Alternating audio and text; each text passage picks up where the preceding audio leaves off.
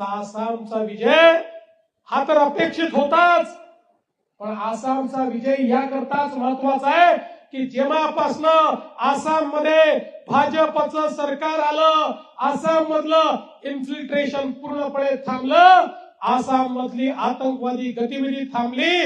आता आसाम देशाचं growth engine म्हणून काम करताय.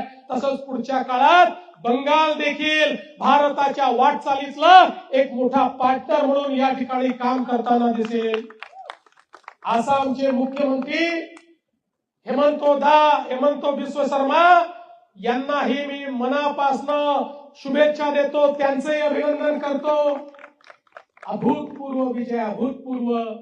याचं कारण गेले 2 विजय 60 जागा आपल्याला मिळाल्या होत्या. 2-4 लोक इकडून तिकडून घ्यायची गरज पडली होती, पण आता कोणाची गरज नाही. म्हणजे आपले मित्र आहेत ते ठरतीलच सोबत, पण एकट्या भाजपला 2/3 मेजॉरिटी मध्ये आसाम मध्ये देखील जनतेने पोचवलं आहे. हा मोदीजींचा करिश्मा आज आपल्याला या ठिकाणी पाहायला मिळालेला आहे.